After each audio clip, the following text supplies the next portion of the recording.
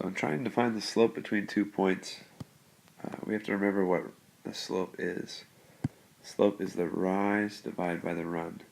So if you have a dot here and a dot here on a line, your slope of that red line is, it depends on how much you go up. Let's say you go up 3, you go to the right 4, the slope of this line, or m as our book puts it, is 3 over 4.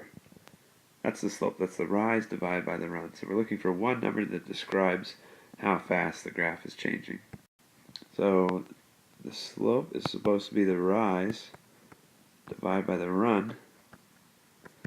Well, the rise is dictated by the y's because that's your up and down axis. So we have this formula. It's the difference of the y's. How far you travel on the y-axis divided by how far you travel on the x-axis. And by the way, it doesn't matter. You could have said x. You could have said here y1, y2, x1, x2. It would have turned out to be the same thing. Whatever numbers you plug in, it's still going to be the same thing. Just make sure that the same numbers are vertically the same. So let's label our points. We know this is an x-coordinate, so let's call it x1. We'll call this, let's use blue.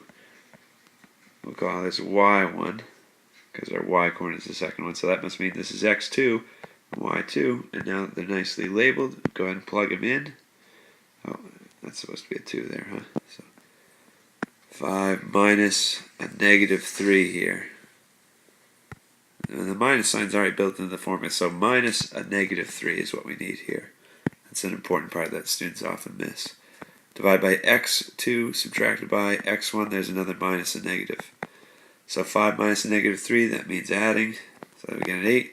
Negative 1 minus a negative 2, that's adding, so we're going to get positive 1. Negative 1 plus 2 makes 1.